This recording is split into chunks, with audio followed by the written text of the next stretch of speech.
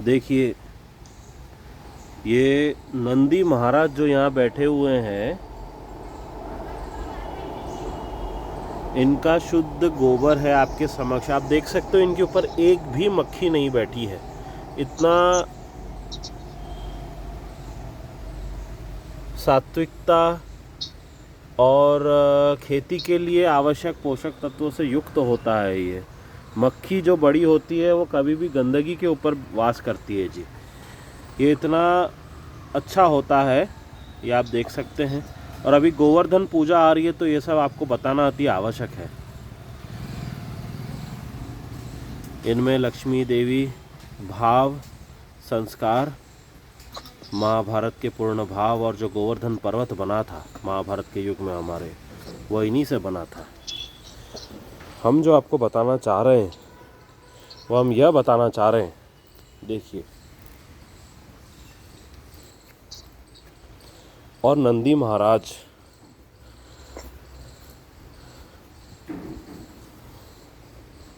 के जो गोबर होते हैं वह एक सरीके ही होते हैं जी। जैसे ये आप देख सकते हैं, ये देसी गौ माता जो हमारे सामने बैठी है,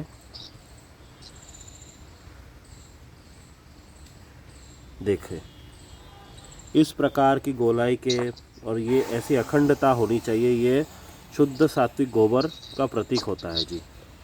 इनमें सप्तऋषि और सर्व देवगणों का आशीर्वाद होता है जी। इनसे सात्विकता, विकार शुद्ध जीवन, विकार शुद्ध स्वास्थ्य, दीर्घायु, पितृगणों का आशीर्वाद, जिनके स्वामी हम स्वयं हैं, रहता है। तो हम आपको यह बता रहे हैं गोवर्धन पूजा से पूर्व कैसे देसी गौ माता और नंदी महाराज का गोबर एक ही होता है जी।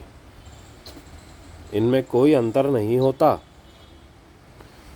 जैसे अब गोवर्धन की पूजन का समय आएगा और गौ बरस करते हैं लोग धनतेरस के पहले। देखिए, पहले तो धनतेरस और दीपावली का योग ही नहीं बना इस बार।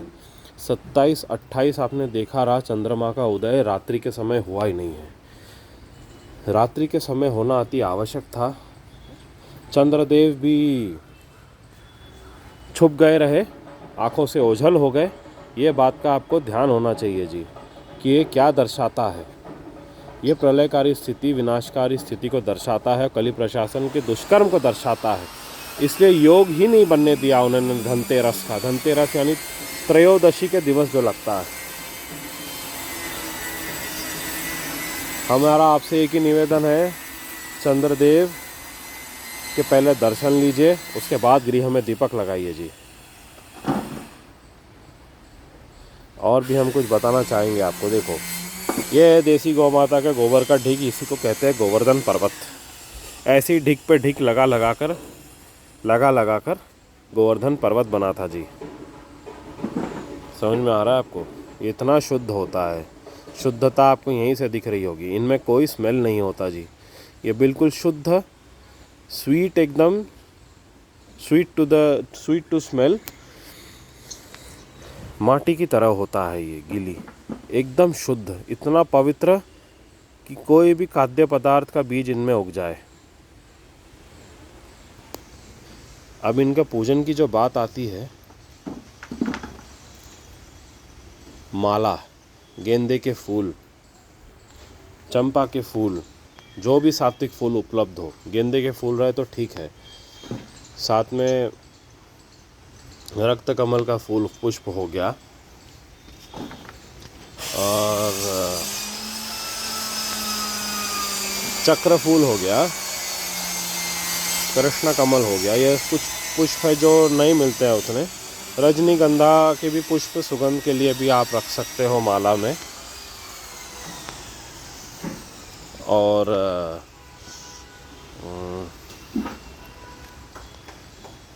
नाग चंपा के पुष्प हो गए, कनेर का पुष्प हो गया। कनेर का पुष्प थोड़ा सा तमस गुलाब की तरह दिखता है, परंतु गुलाब नहीं होता जी, लाल कनेर होता है। कनेर कनेर का पुष्प भी बहुत मंगलकारी होता है जी। हनुमान जी महाराज भोलेनाथ को बहुत प्रसन्न करता है कनेर का पुष्प। और साथ घंटी के भी फूल पुष्प रख सकते हैं। घंटी का पुष्प पीले रंग का होता है, घंटी के आकार का होता है। यह सब कुछ पुष्प है जिनसे आप गोवर्धन का जो आपने जहाँ भी गोवर्धन की पूजा करनी है वहाँ इस प्रकार का ढिग, थोड़ा सा, ये तो बड़ा है बहुत, इससे थोड़ा सा छोटा सा ढिग भी आपने बनाया है, यदि उतना बनाकर आपने उनके ऊपर मालाएं से पुष्पों से सुशोभित करना है उनको, और ऊपर में दीपक लगाना पड़ता है एक गोवर्धन के ऊपर। और साथ में उनकी परिक्रमा बनानी पड़ती है आम के पत्तों से, जैसे आम के पत्तों की माला बनाते हैं वैसे। और उनको गोवर्धन के पूरे जो गोवर्धन का छोटा पर्वत आप बनाए हैं उनके हर ओर घेरा हुआ ऐसे परिक्रमा रूप से बनाना पड़ता है और लगाना पड़ता है। और साथ ही पास में आपने कुछ चारों दिशाओं में धूप लगा दी। अगरबत्ती का प्रयोग नहीं करना है, देखिए जी, अगरबत्ती तमस होता है। पुष्पम च अगराय च गुलबम च अगराय च मम दोषम पिशाचाय च, भोलेनाथ कहते हैं जो गुलाब और अगरबत्ती का प्रयोग करने से पिशाच योनि को आत्मा प्राप्त होती है जी, ये हमने आपको बताया है। तो इसका सावधानी बरतिएगा। और इनके साथ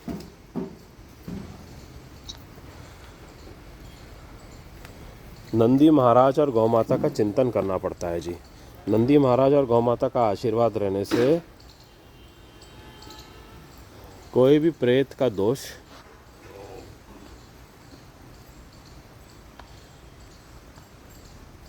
पितृदोष काल सर्प दोष नहीं लगता जी। और ये रक्षा सूत्र के रूप में कार्य करता है। तो आपको समझ में आ रहा है गौ और नंदी महाराज का महत्व कितना है। गोवर्धन पूजा दीपावली पूर्ण नहीं हो सकती बिना गोवर्धन पूजा के। और उन्होंने आपको गोवर्धन पूजा का महत्व कैसे पूजा करना यह थोड़ा बता रहा। महत्व तो यही है, महाभारत से आप जानते हैं गोवर्धन पूजा, गोवर्धन पर्वत से कैसे इंद्रदेव से पूरे गांव वालों की रक्षा की गई थी। वो गोवर का पर्वत ही था जी, गौ और नंदी महाराज का आशीर्वाद था साथ, इसलिए वह संभव हो पाया था। बिना गौ और नंदी महाराज के आशीर्वाद के सप्त ऋषिगण, भोलेनाथ, दुर्गा देवी, महाकाली, महासरस्वती, लक्ष्मी देवी का आशीर्वाद कभी प्राप्त नहीं हो सकता। जो गोबर की निंदा करते हैं या निंदनीय पोस्ट बनाते हैं जबरन, सरस्वती देवी का पूर्ण आशीर्वाद उनसे उठ जाता है, श्राप दे देती है। यह कभी भी वेद श्रवण नहीं कर सकते। हमारे परम संस्कृत के देव वैदिक श्लोकों का श्रवण उपयोग कभी भी जीवन में नहीं कर सकते। और यदि करते हैं तो ये मात्र शब्द अक्षर के रूप में कार्य करेगा, विकार और नुकसान ही करेगा। इनका जो सार होता है और जो ऊर्जा होती है, भाग्य और देव ऊर्जा, दैविक ऊर्जा जो श्लोकों में होती है, यह कार्य नहीं करती ऐसों के लिए। जैसे हमने बताया रहा, इन सर्फ का जीवन व्यर्थ हो जाता है जी ऐसे। तो बहुत अति आवश्यक है कि गौ और नंदी महाराज का सम्मान करना और चिंतन करना इस बात का कि दीपावली गौ और नंदी महाराज की सेवा रक्षा और इनके महत्व को बताने के लिए होती है जी, न कि फटाके फोड़ने के लिए। फटाकों का जो उत्सव बनाया गया है, इसे तो बाद में बनाया गया था जी। फटाके कभी नहीं हुआ करते थे महाभारत और रामायण के समय में। लक्ष्मी जी की आकृति बना के लक्ष्मी बम बना दिया गया उसका। देवगणों के छवियों को उठाकर फायर क्रैकर्स के ऊपर लगा देते हैं। आपको कभी भी दिखा नहीं, समझ नहीं आया आपको कि क्या हो रहा है? थोड़ा सा सोचो। दीपावली दीपक ज्योत लगाने का उत्सव होता है, अंधकार मिटाने का उत्सव होता है, ध्यान करने का उत्सव होता है। कैसे शुद्धता जीवन में लाई जाए, कैसे पवित्रता लाई जाए, इसका उत्सव होता है। वातावरण में बढ़ रहे अंधकार को नष्ट करने का उत्सव होता है ये। देवघर प्राचीन देवघरों को प्रज्वलित करने, प्रकाशमय बनाने के लिए और भक्ति की ज्योत को प्रकाशित रखने का उत्सव होता है जी। और गौ और नंदी महाराज की सेवा रक्षा क्यों की जाती है, क्या कारण है, इनका कितना महत्व होता है देवताओं के लिए, मानव योनि के लिए, हर योनि के लिए, धरा के कल्याण के लिए, यह महत्व को दर्शाने के लिए होता है। गौ और नंदी महाराज को शुभ रूप से पूर्ण सुशोभित करके उनको सुंदर रूप से सजावट की जाती है।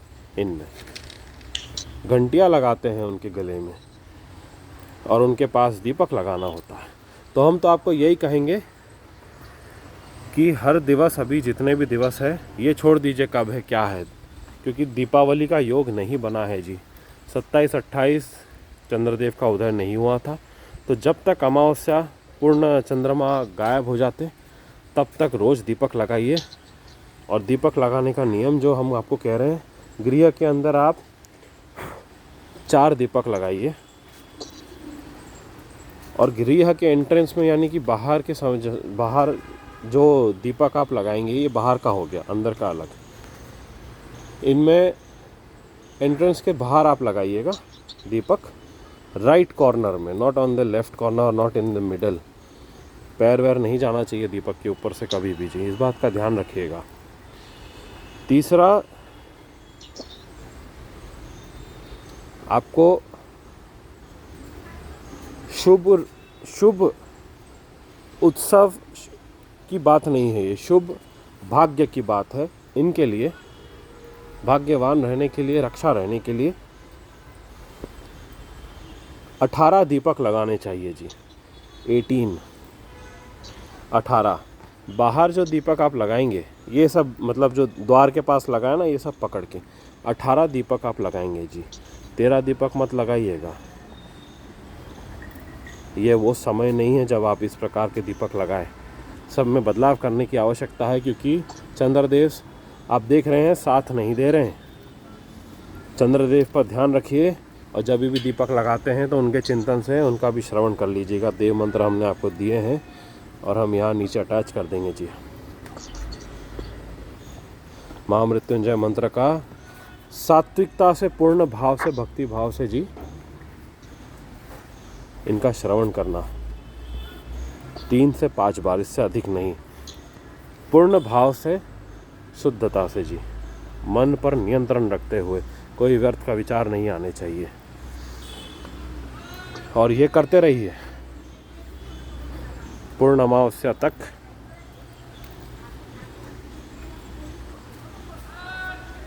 साथ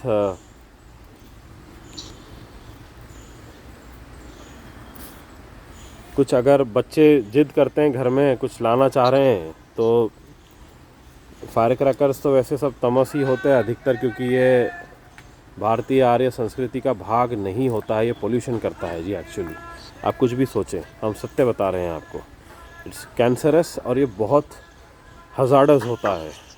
तो अगर आपको प्रयोग करना ही है, हम हमेशा वही बताएंगे आपको जो आपके भले के लिए होता है जी। आप थोड़ी फुलझड़ी ला सकते हैं, फुलझड़ी जिसे कहते हैं, और थोड़ा बहुत एक आध अनार ला सकते हैं पैकेट। इसके सिवाय और कुछ मत लाइए जी। साउंड पोल्यूशन न होने दीजिए जी। पशुओं को बहुत नुकसान होता है जब बम फोड़ते हैं। पशुओं को देखना कभी, उनके जो कान होते हैं बहुत सेंसिटिव होते हैं। थोड़ा सा सोच समझ के कार्य करिए, थोड़ा सोचिए क्या हम सत्य कह रहे हैं आपको। डर जाते हैं, भयभीत हो जाते हैं, कान के पर्दे फट सकते हैं बच्चों के, और बहुत केसेस आते भी हैं ऐसे। या कान के पर्दे फट जाते हैं। अभी देखा रहा आपने कितने साउथ में एक क्षेत्र में कई 100, 150, 200 लोग फायर क्रैकर फैक्ट्री में बीमार हो गए रहे जी। समझ आ रहा आपको? दुख की बात है ये ऐसा होना। तो to be on the safe side हमने आपको बता दिया है। और भाव पर ध्यान दीजिए, संस्कार पर ध्यान दीजिए, एंटरटेनमेंट पे, मनोरंजन पर कम ध्यान दीजिए। ये नियंत्रण, इंद्रियों पर नियंत्रण और इंद्रियों पर विजय पाने का समय है जी। और हम श्री हरि कल की देव आपके साथ है आराम से। और ये घोर कलयुग चल रहा है, देश गुलाम है, इस बात को मन में रखिए और आपका कर्तव्य जानिए। भारतवर्ष गुलाम है और सतर्क रहने की आवश्यकता है, rather than to be dependent. आत्मनिर्भर आपको आपके निष्काम कर्म और मेहनत बनाएगी जी, एंटरटेनमेंट नहीं। और संस्कार और भारतवर्ष के पवित्र कल्चर के प्रति सम्मान और महाभारत और रामायण की स्तुति करना सदैव। दिवस आरंभ करना और दिवस के अंत में रात्रि के समय भगवत गीता का एक श्लोक श्रवण आप कर सकते हैं। एक श्लोक, 2 श्लोक से अधिक नहीं करना है जी, इस बात का ध्यान रखिएगा। 7 वेद के कोई अगर आप कथा करना चाह रहे हैं, सत्यनारायण की कथा भी यदि आप करना चाह रहे हैं तो कुछ कथा श्रवण आप कर सकते हैं एकदम प्रातःकाल स्नान के बाद और रात्रि समय स्नान के बाद। 2 बार कम से कम स्नान यदि आप करते हैं तो सर्वोत्तम है जी। प्रेत साया काला साया आप पर हावी नहीं हो पाएगा। और यह कारण दीपक लगाए रखना अति आवश्यक है जी, क्योंकि चंद्रदेव का प्रकाश जैसी ओझल होता है तो प्रेत और जो काला साया होता है और विनाशकारी जो भूत साया होता है, जो भोलेनाथ का तमस रूप फैलाया हुआ है अधर्मियों को नष्ट करने के लिए, ये प्रकाश देखकर भाग जाता है जी और नतमस्तक हो जाता है दीपक के प्रकाश को। इसलिए दीपक का प्रकाश जो है ये गौ और नंदी महाराज की सेवा और रक्षा में जब अर्पित होता है तो यह मंगलकारी दीपक कहते हैं जी, इसे तमस दीपक नहीं होता। और ध्यान रहे, घी को घर में मत लाइए, सारा घी बाहर स्पूरियस मिल रहा है, आपके हाथ से अपराध हो जाएगा जी। घर में जो दीपक आप लगा रहे हैं बेहतर है ये कच्ची घानी के तेल में लगाइए, क्योंकि यही एक थोड़ा सा शुद्ध तेल आपको मिल पाएगा अभी, नहीं तो पाम तेल और ये सब सामान्य तेल ही मिलेंगे आपको बाहर। जो भी तेल मिल रहा है तेल में लगाइए जी, घी वी में मत लगाइए, घी सब नकली मिल रहा है बाहर। जब तक आपने स्वयं आपकी गौ माता से दुग्ध निकाल के दुग्ध से घी ना बनाया हो। चलिए, हमने आपको महत्व बता दिया दीपावली में गौ और नंदी महाराज का सेवा पूजन करना। गौ बरस क्या है जो दीपावली से पहले आती है और जो दीपावली के साथ गोवर्धन की पूजा जो होती है, इनके बिना कभी भी धर्म की रक्षा नहीं हो सकती, हम आपको बार बार बताते हैं। और ये इस दीपावली के पावन त्यौहार में जो होना चाहिए था पूर्ण पावन, परंतु अभी देवताओं का भी साथ नहीं है। आप देख सकते हैं चंद्रदेव भी ओझल हो जा रहे हैं बार बार। यही कली प्रशासन, जैन एम्पायर, मॉन किंग्स के दुष्कर्म और इनकी होने वाली दुर्गति को दर्शाता है। रक्त चंद्र सबने देखा रहा, अनेकों अमावस्या एक साथ देखा रहा आपने, पूर्णिमा भी आपने रक्त चंद्र की देखी रही जी।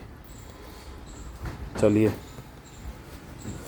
चलते हैं जी, इन सर्व के दर्शन आपको करवाते हुए। हरिओम।